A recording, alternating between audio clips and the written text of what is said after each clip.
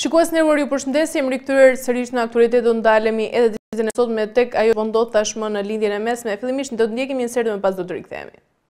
Presidenti turk Recep Tayyip Erdogan ka njoftuar planet e Turqisë për të zhvilluar një sistem të mbrojtjes ajrore shumë shtresore, të quajtur kupola e Çelik, të ngjashëm me sistemin e Izraelit që njihet si kupola e ekur të Izraelit. Gjatë një ceremonie në Ankara, ku prezantua helikopteri Gökbey për Xhandarmerinë, Erdogan theksoi se kjo iniciativë synon të rrisë pavarësinë mbrojtëse të vendit dhe aftësitë e saj për të përballur me kërcënime ajrore, përfshirë raketat me rreze të gjatë veprimi. Tani po kuptohet shumë më mirë se sa të rëndësishme janë sistemet tona shumë shtresore të mbrojtjes ajrore për siguri. Nëse ata, Izraeli, kanë kupolën e ekur, ne do të kemi kupolën e Çelik, nuk do të çojmë drejt tyre dhe të themi pse nuk e kemi këtë, theksoi ai, por nuk dha një afat kohor të saktë. Në vitet e fundit Turqia ka reduktuar ndjeshëm varësinë nga importet në sektorin e mbrojtjes dhe është bërë një nga prodhuesit kryesorë të dronëve të armatosur, të cilët kanë fituar një vend të rëndësishëm në tregun global. Sistemi kupole e Çelikut do të funksionojë si një mbrojtje ajrore kundër raketave dhe kërcënimeve të tjera, duke përmirësuar aftësinë e Turqisë për të përcaktuar dhe goditur objektivat që përbëjnë rrezik për sigurinë e zonave të banuara. Mirë, kemi ndjekur insertin dhe sot për diskutuar mbi këto zhvillime dhe të tjera kemi të ftuar zotin Frymëzim Dauti. Zoti Dauti, ju përshëndes, faleminderit që jeni me mua. Ju faleminderit edhe ju. Zoti Dauti, unë do doja ta nisja me insertin që sapo dëgjuam së bashku, edhe pyetja ime është se çfarë rëndësie strategjike ka kupola e Çelik për mbrojtjen kombëtare të Turqisë? Po kuptohet, Turqia sot është një shtet serioz dhe nuk mund të jetë shtet serioz nëse nuk ka mbrojtje të pavarur.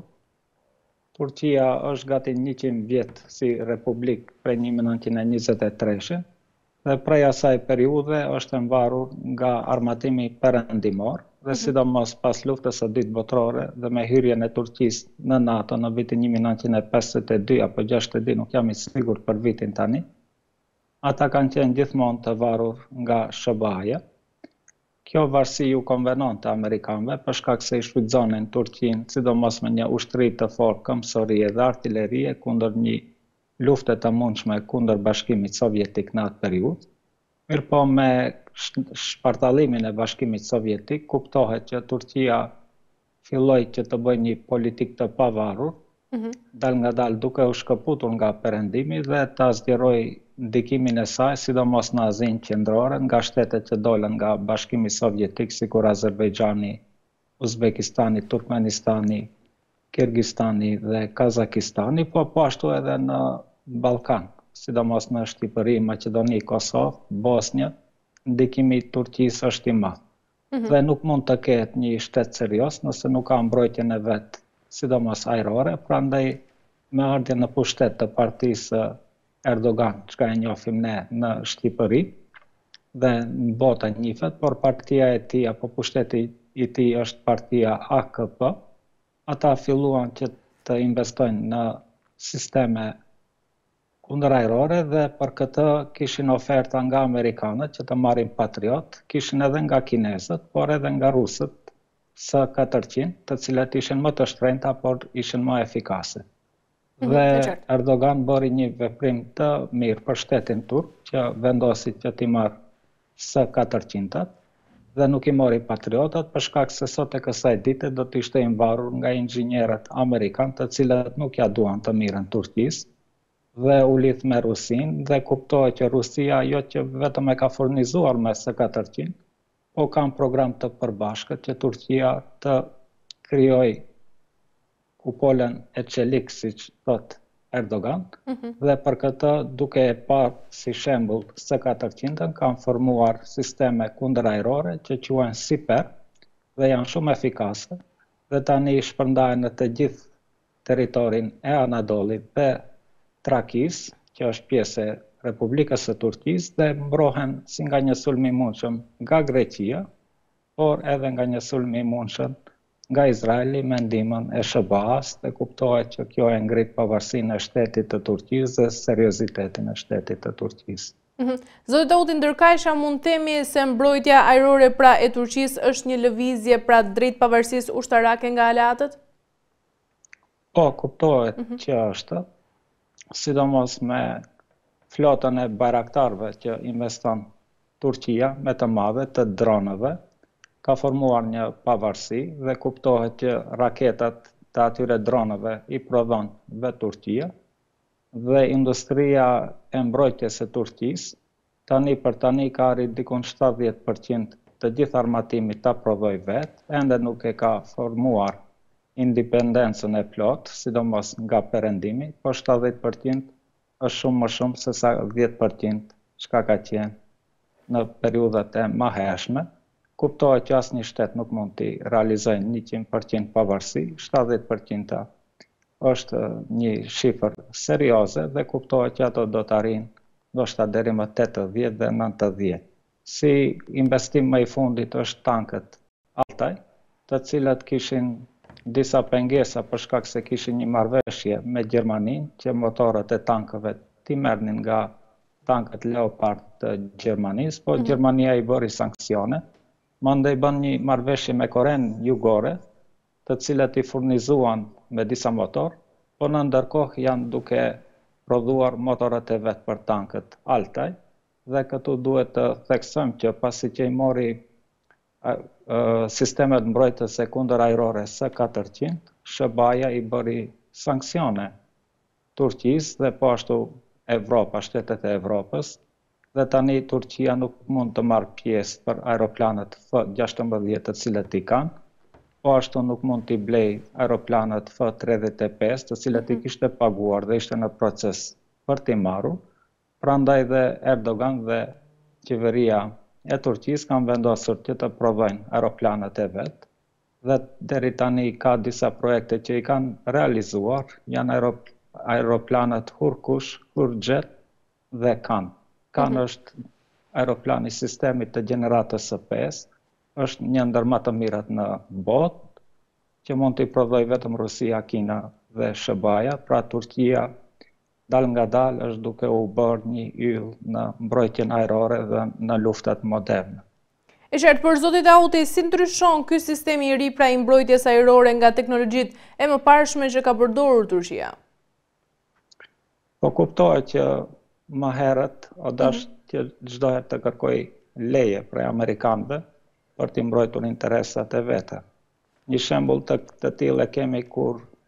turqit vriteshin në ishullin e Kipros nga grekët, nuk mund të intervenonte Turqia pa lejen e amerikanëve. Mirëpo në atë kohë vjen në pushtet Erbakan, i cili është paraardhësi në fakt i Erdoganit, dhe ai vendos në vitin 1974 pa lejen e amerikanëve që të sulmojnë ishullin e Kipros dhe e pushtojnë një pjesë të Kipros dhe sot e kësaj dite Kiproja është e ndarë, por kuptohet që amerikanët në atë kohë për disa vite ju bëjnë sanksione turqeve, pra gjatë gjithë periudhës turqit nuk kanë mundur t'i mbrojnë interesat e tyre. Mirëpo tani ata nuk mërziten shumë se si do të reagojnë amerikanët për shkak se kanë industrinë e vete dhe kuptohet që tani ata shtetet që janë armiq me Turqinë frigohen nga forca ushtarake e Turqisë, por në veçanti frigohet Izraeli dhe Greqia. Zotë Auti, do të jetë në gjendje Turqia pra të neutralizojë edhe kërcënimet ajrore pa mbështetjen e NATO-s? Po tani nëse Turqia sulmohet, ajo do të sulmohet indirekt nga NATO. Pra Turqia nuk mund të pres ndihmë nga NATO, se nëse e sulmon Turqinë Greqia apo Izraeli, ata nuk mund ta marrin këtë hap pa lejen e amerikanëve dhe pa ndihmën e evropianëve. Pra nuk është se Turqia varet shumë nga SBA, edhe pse zyrtarisht është në NATO, Turqia është në bashkëpunim të mirë me Rusinë dhe e pam gjatë ditëve të kaluara mori pjesë edhe në BRICS, është e interesuar që të antarësohet në blokun lindor aziatik, po edhe botëror, të cilët përpiqen të formojnë një rend të ri botëror dhe t'i japin fund rendit botëror të udhëhequr nga amerikanët, sidomos pas luftës së dytë botërore, dhe nëse ka garanca të fuqishme nga Rusia me furnizimin e sistemeve mbrojtëse dhe një aleancë të mundshme me Iranin, nuk do të guxohet kush nga perëndimi që ta sulmoj Turqinë dhe prandaj Turqia do të ndihet e sigurt dhe të vazhdoj prosperitetin e saj ekonomik. A mund të jetë pra edhe kupola e Celik një model pra për vendet e tjera që synojnë edhe autonominë ushtarake? Po kuptohet, tani Shqipëria nuk ka asnjë sistem mbrojtës. Gjatë kohës së komunizmit të paktën kam pas disa sisteme mbrojtëse nga Kina. Sidomos po ashtu edhe Maqedonia, ku jam edhe unë, nuk kemi asnjë sistem mbrojtës dhe jemi në një kohë kur rrezikohet një luftë botërore, kuptohet që jemi në rrezik permanent. Shqipëria po ashtu bën pjesë edhe indirekt në luftën e lindjes së mesme me mbajtjen e terroristëve në Durrës të Iranit, me furnizimin me naftë të Izraelit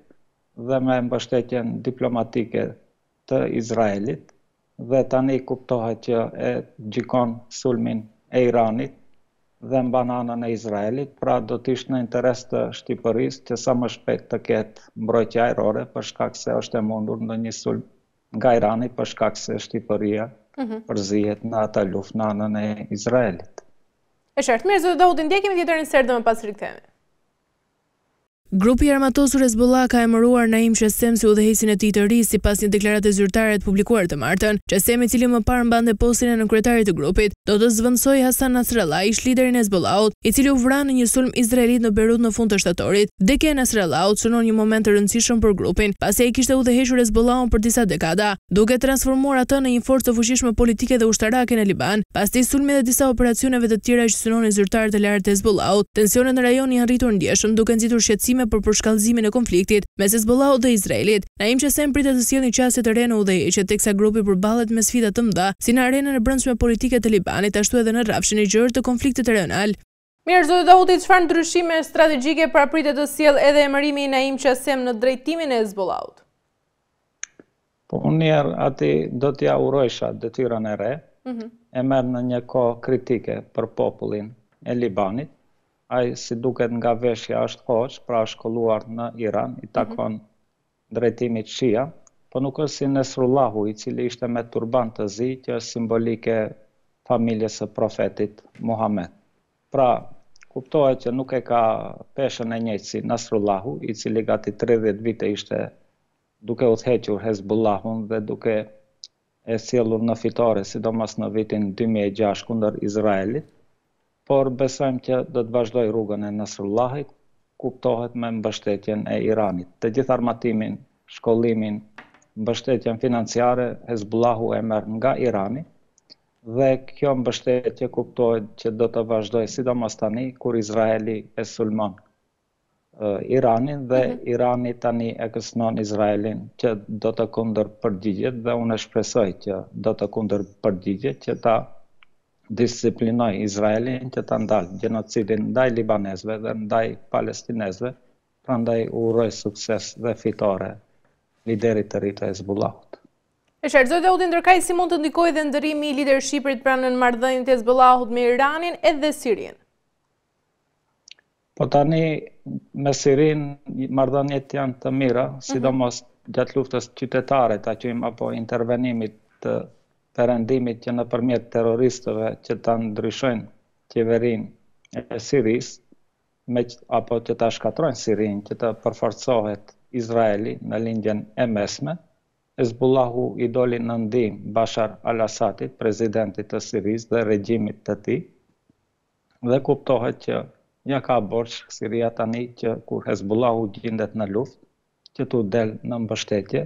dhe bashkëpunimi do të vazhdoj. Tani libanezët kemi gati 1 milion refugjat për shkak se ikin nga bombardimet e aeroplanëve dhe raketave të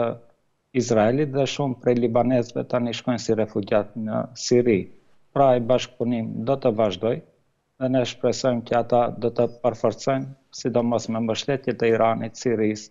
dhe me grupe tjera të rezistencës, që të bëjnë një sulm të përgjithshëm kundër Izraelit dhe të dalin fitimtar nga kjo luftë, dhe unë shpresoj shumë që ata do të dalin fitimtar. E qartë, mirë, zotë Daudi, për ta mbyllur, sepse jemi në fund, a pritet që kjo strukturë e re pra të çojë në riorganizimin e fuqisë ushtarake të Hezbollahut? Tani Hezbollahu është i fuqishëm, edhe pse ne ndigjojmë shumë nga propaganda izraelite, se thuin i kanë shkatruar raketat e tyre dhe udhëheqësinë e tyre, por Hezbollahu është ideologji, nuk mvaret nga personat, ata gjenden të okupuar dhe janë nën sulm dhe kuptohet që kush e di sa të vrasin izraelitët leadershipin, do të dalin fëmijët e tyre, miqtë e tyre dhe ideologjia do të vazhdojnë. Nuk mund të Izraeli me një popullat 60 milion banor që i ka, që ta nënshtroj botën islame, botën muslimane, pra çështje kohe kur do të dorëzohet Izraeli, kjo rezistenca ka zgjatur 70 vite, do të zgjase edhe disa vite, nuk është asgjë më shumë. Hezbollahu është i gatshëm, ata